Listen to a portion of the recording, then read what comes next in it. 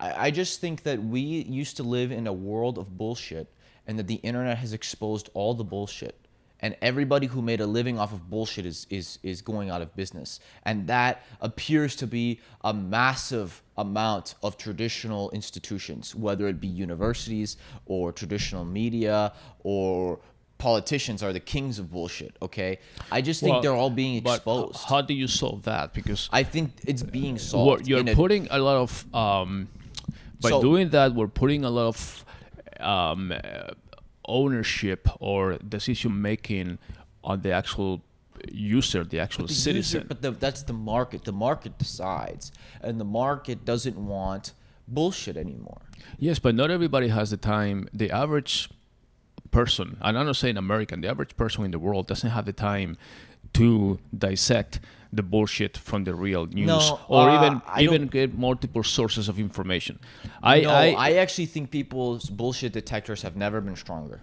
Well, they are getting stronger, but at the same time, I mean, I've made a great effort to listen to everybody on the spectrum as far as learning about COVID myself and everything else, listening to experts from all over the spectrum and the world. I mean, and no, they don't even agree, obviously, on the causes. I mean, we don't even know exactly where it originated or anything, but there's lots of theories out there. But you listen to different experts. The problem is not disagreement. People always disagree. Scientists disagree on tons of things. Of course they disagree. The problem isn't disagreement. The problem is, like I said, the lack of having nuanced conversations about those disagreements. Instead of getting inflammatory and political, it's, okay, two scientists, respectable people, two doctors, whatever, disagree on what the solution is. Let's sit down and have a nuanced conversation about specifically why we think are certain things and see if we can figure out who's right.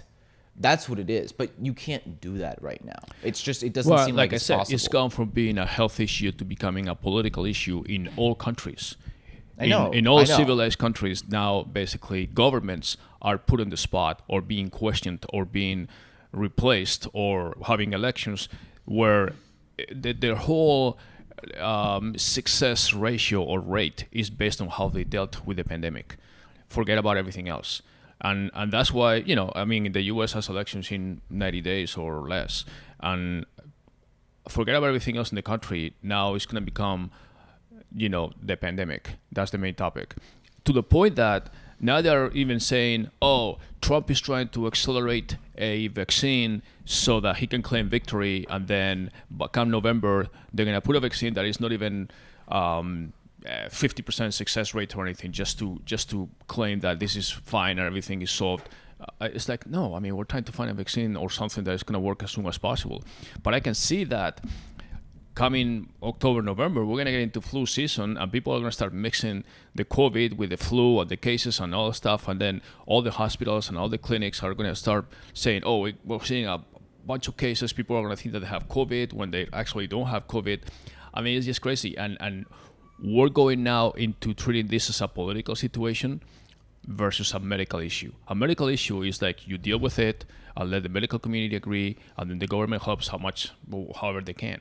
But when you treat it like a political issue where governments and presidents are voted upon based on this, you lose focus, because even the experts, like you said, are biased. The experts are saying, well, if I say this, they're going to quote me in 3 months saying that, I said it was going to disappear. Well, it may not disappear, or I said the masks are not helping. Well, they may help, but they may not help, may not do anything.